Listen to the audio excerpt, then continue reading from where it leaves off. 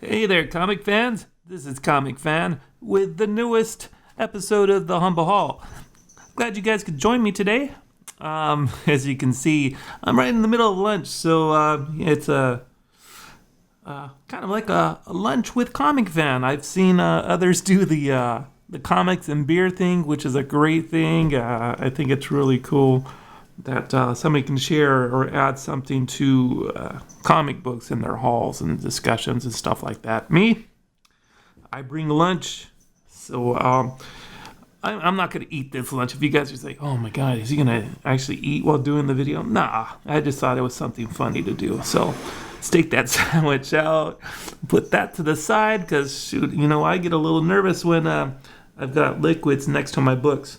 I'm going to just take a sip of that and get that out of the way, because we can't have that liquid near the books. Anyway, I believe everybody's doing these top 10 lists. I figured I wasn't going to do one, but I've got a couple of things that needed to be scratched off some kind of list, so I'm going to make my 10 list. Top 10. I tried to think about this, and hopefully that I was going to get one, that I wasn't going to be broke at the end of this, and two, that I wasn't going to be too committed, that if I didn't complete the list, that I wasn't going to be too sad about it, but I have to at least make an attempt. So here's my top 10. My top 10, right. Amazing Spider-Man number 41, Giant Size Spider-Man number 4. I've been after that for quite a while, and it's easily within my reach, but for some reason I just haven't done it. Conan the Barbarian number 23, first Red Sonja. I'm not a big Conan fan, but something about Red Sonja really strikes me. Tales to Astonish number 35. That's first Hank Pym as Ant-Man. Another one on the list. This is something that's just an oddball thing, but I need to have it. I feel the need that it needs to be in my collection. Elvira's House of Mystery number 11. Tom Ryan and a couple of other YouTubers are starting to warm up to Dave Stevens' art. I figured, why not? One of my friends is a longtime Dave Stevens fan. And I figured I'll try it, and that seems to be one of the harder ones to get. So I said, okay, that's worth the hunt. Next one, X-Men number 12. That's a little pricey. It could take a little bit of effort on my part to get that. Batgirl Year 1. It's a small mini-series. I figured, why not? I mean, I really appreciate the art. As you can see here, this is one of the ones I just got through a trade. And that's what I'll be starting off the haul with. It's got some great Marcos Martin art. Oh, man. He does some really good work. I really liked it. So that's issue number 1, 2, 3, 4, and 9. Amazing Spider-Man number 31. That seems to be one that also takes a lot of effort. But, hey, why not? If there wasn't some risk to be involved on a list, it wouldn't be a list, would it? X-Men number 130, and another mini-series I'd like to complete, which is Catwoman When in Rome, number 2, 4, and 5. Okay, now, honorable mentions, ones that are not probably going to break the bank if I pursue them. But I figured, these are the ones that if I don't get, I'm not going to worry about it. But some big heavy hitters. Batman number 232, Detective 298, and Amazing Spider-Man number 13. So there's my top 10.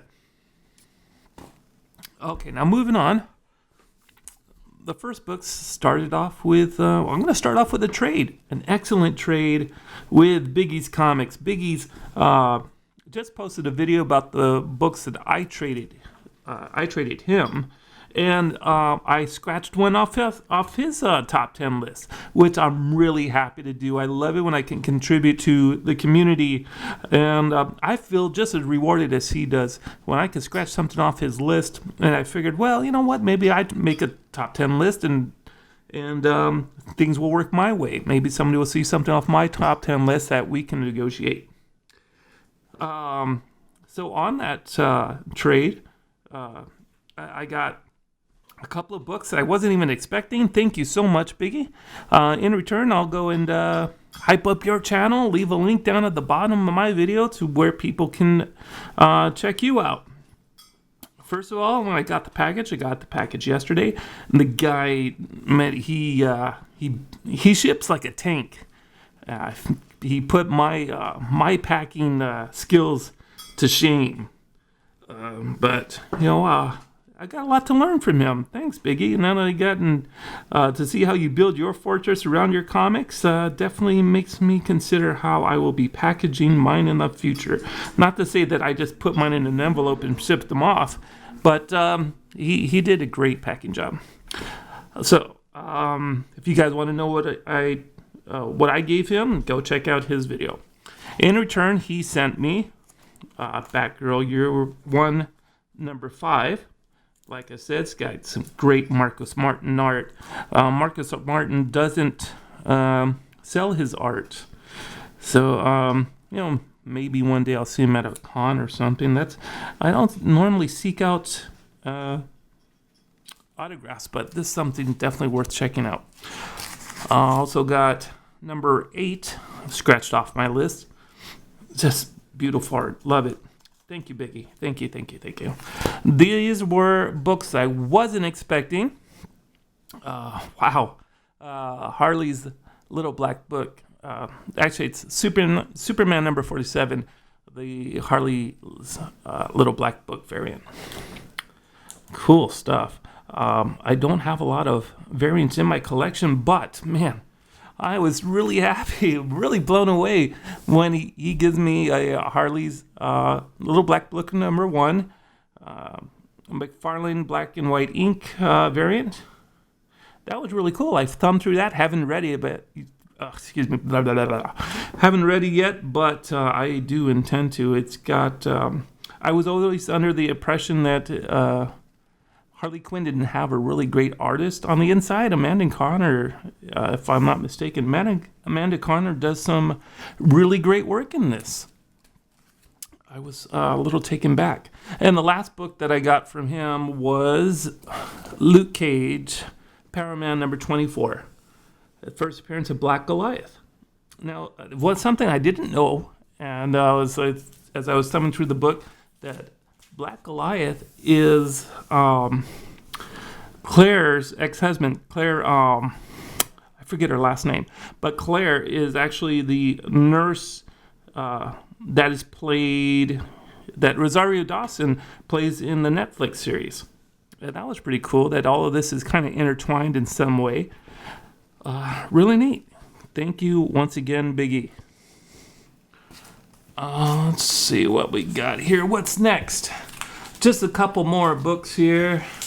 It was a small haul because I was actually waiting for a book to come in, and I've got a really interesting story on that. If you guys tune into my next video, I'm pretty sure I'll have the video also, the story all sorted out. I got a couple more things I should have had on my list, but I think this is fine. This is fine the way it is. Got an X-Men number 100 on an online buy, so that was really cool. Really happy with that.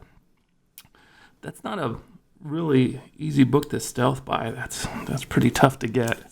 I paid $30 for that, and for a couple bucks, I think about $10 plus shipping, I got an Avengers number 110. Great cover. The only thing is that there's no whole lot of Magneto in this story. I was waiting for a big old battle to ensue in this issue. Not there. Now I'm thinking that maybe the battle was probably in 109. I'll have to go and double check that. But man, I thought there was going to be an epic battle here, and it kind of was disappointing. But still, hey, I got a great cover. Let's see. And second to the last book. This is something that should have been on my list, but I figured there's so many books on my list. That list should have gone forever. I was happy with just getting this right here. Daredevil number 5. Forever, I've always wanted any kind of Daredevil in a black and yellow suit, in his original suit. Well, of course, you're only going to get that in 1, 2, 3, 4, and 5, right? I was happy with any of them. This one I actually got for $30. $30 shipped. I was pretty excited about that. It's a good solid copy with the exception of some tape residue here. Now, this is probably going to be another experiment. Although I'm very cautious to do an experiment on this book, I'm going to see if I can actually take that tape residue off. I'll experiment to take some footage of it. Either way, you're either going to see something fall apart, get burned, or something successfully taken off this book. I'm going to try a little heat therapy on this. See if it comes out. Maybe I'll put that in my next video. Oh, cool stuff. And my last book is actually one I can scratch off because it is one that is worthy of getting scratched off my top 10 list. Tales to Astonish, number 35. That's the first appearance of Hank Pym as Ant-Man. This is a book that I found online. I was a little weary about paying for this because this was a book that was going to cost me quite a bit of money, and I don't recall ever paying that much for a book. But I did. Hey, it's here. This was another thing that I came to mind. I was talking to what's his name? Oof, man, it slips my mind. It's going to come back to me, but I'll go ahead and ramble on. This was a book we talked about, along with coincided with my couple of videos ago, maybe my last video. I'm not sure. The Cream of the Crop, and I talked about at what point does a collectible comic become desirable, regardless of its defects. Now this is by no means Cream of the Crop. This is just one that is a highly sought after book. Yes, it's expensive, but at one point, are you willing to pay a reasonable amount for a copy that has its defects? This one here, as you can tell, if you haven't seen already, this one used to belong to Edward Moto. Edward Moto, what were you thinking? Did you have to write your name on it? I don't get it. This one also has a small tape pool. But, to find one of these in a really high-grade copy, which the rest of the book is great. It's fine. It's very secure. It's intact. It's complete. There's nothing else that I could say about this book that's really bad. Does it need a pressing? Yeah. Is it fine the way it is? Of course it is. But, okay. So I was talking to Genepaulacepeter. We had a little online chat, which is really cool. I've never done it before. And it's really creepy seeing somebody on the computer. I'm not used to it. In fact, he's one of the very few people that know what I look like behind the camera. So, anyway, we talked about that. At what point do we consider something like this, something that's minor? This is one of Genepaulacepeter's pet peeves, writing. And I said, yeah, but what if it's a book of this caliber? Can you look past it? I don't know. I know I can, obviously, because I bought it. But there are some things that I have passed up. I've told them I passed up something I'll never, probably ever find ever again. I passed up a coverless copy of the first appearance of Robin. Now, am I kicking myself in the butt now? Yeah, I'm kicking myself in the butt now. That was a book I probably never, ever get again. I'll probably never find it. But I was being a condition snob, and I let it slip through my fingers. Was it still a lot of money? Yeah, it was like $300. But where else am I going to find it? So anyway, there are some things that you can find passable no matter how bad it is. It just has to meet your standards.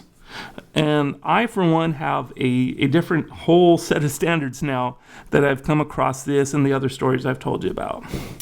Well, with that said and done, I think I'll get back to my lunch. And I'll be signing off.